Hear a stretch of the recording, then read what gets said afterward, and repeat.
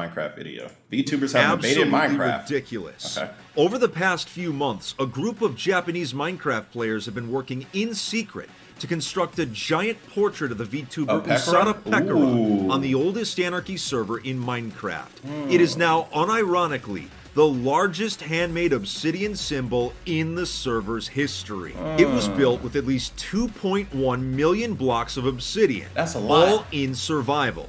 Oh, shit! Okay, now that's the crazy part. That is the crazy part. They did it in survival mode. That is absolutely insane. Build into real life, it would be massive enough to cover a large portion of the city of Tokyo.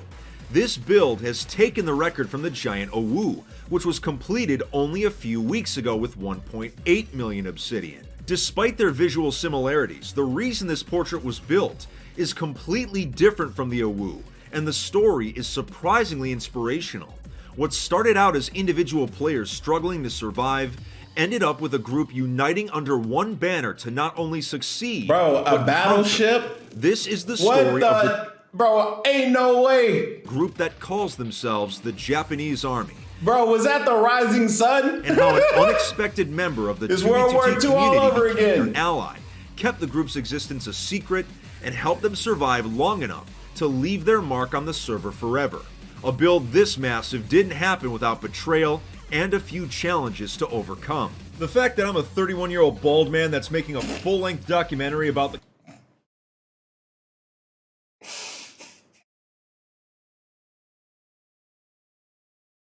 construction of a 111-year-old half-human, half-rabbit, it's ridiculous, so you better be hitting that subscribe button. That's all I'm gonna say. Alright.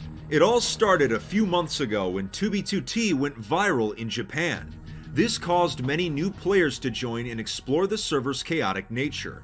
But because of the language barrier and the fact that they weren't used to facing opponents with hacks, it was tough for some of them to survive. During this time, a 2b2t regular named City Boss noticed that many of them were struggling. He was one of the few English-speaking players to actually understand Japanese. He decided to change one of his alt accounts to the name of a popular Japanese VTuber, Usada Pekora.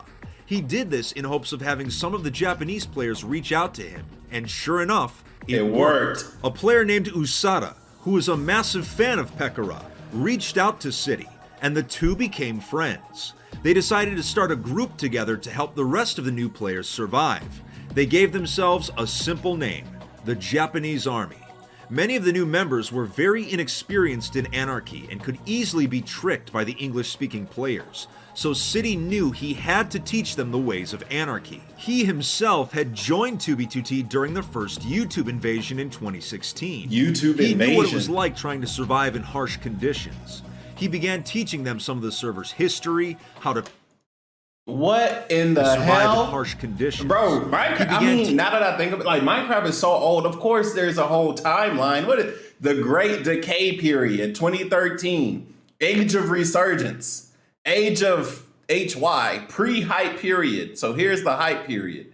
Yeah, that's crazy. Bro, is this guy like the Minecraft journalist? Or the Minecraft historian? The server's history, how to PvP, and how the community itself worked. Groups on 2b2t often target each other, so City knew he had to keep the Japanese army a secret from the rest of the player base in order to keep them safe. Once the group had enough members, it was proposed that a spawn base be built, and so they began working.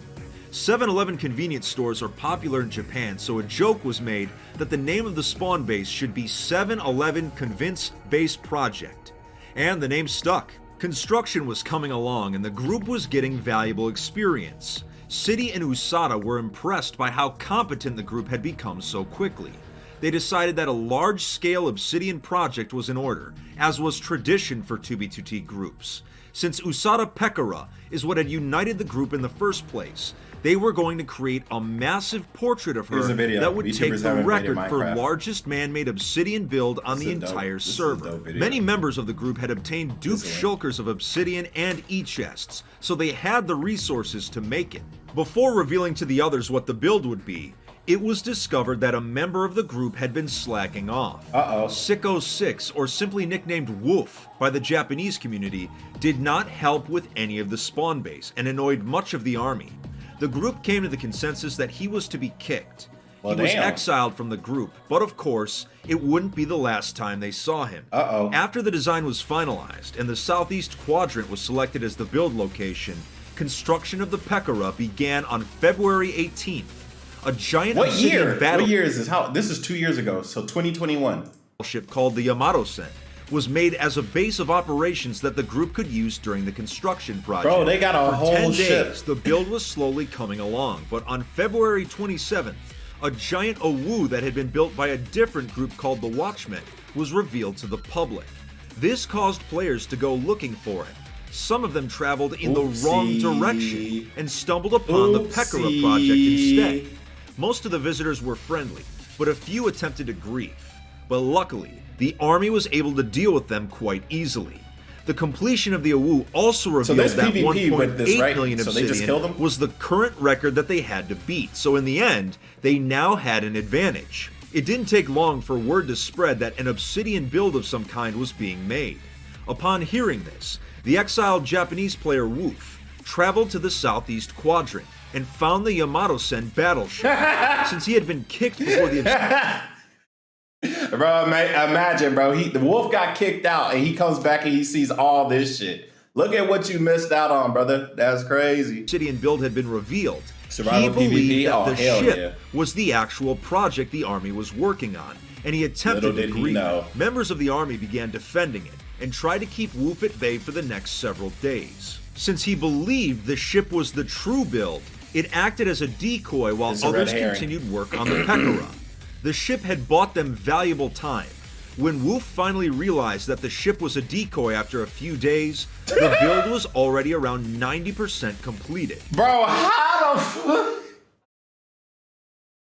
Wait, so you tried to grief them for a couple days and you didn't think, damn, what's this big ass thing in the sky? Come So on, after a brother. few days, the build was already around 90% completed. Realizing that he'd be unable to grief the build by himself, he attempted to stop the production of obsidian instead, which would slow down the build's completion. One of the army members, Sho, who had single-handedly he's part of the produced history, half yeah. a million obsidian by himself. But he's on the wrong side of history. You know how we have winners and we have losers in the side of history, right? He's part of the losing side. I'd rather not be part of history than be part of the losing side, personally. Was AFK on top of the build. Wolf took advantage of this and managed to kill him. He stole 10 shulkers worth of ender chests that Sho had been carrying. Is that a lot? 10 shulkers of each chest Okay, he's equals about around 138,000 blocks of obsidian, which was a pretty big loss. City told the group to be on alert at all times and be ready for combat. The next time Woof showed up, they were ready. They fought him with intensity, and Sho, who was angry over the loss of his obsidian, actually managed to take his revenge and kill Woof. Surprisingly, he was still carrying 9 out of the 10 stolen shulkers, so now they had their obsidian back, and enough to finally complete the build. The group agreed, though, that once the build was completed, Woof would be dealt with in a very special way. In early March, around 2 weeks after the start of the What does that project, mean? the giant Usada Pekora was finally completed. At 2.1 million obsidian, it had now taken the record of largest man-made obsidian structure on the entire server. So this is 2 years ago. Do they still hold that record, or is there something else that's bigger now? But this victory wasn't enough. In their eyes, it wasn't just about winning.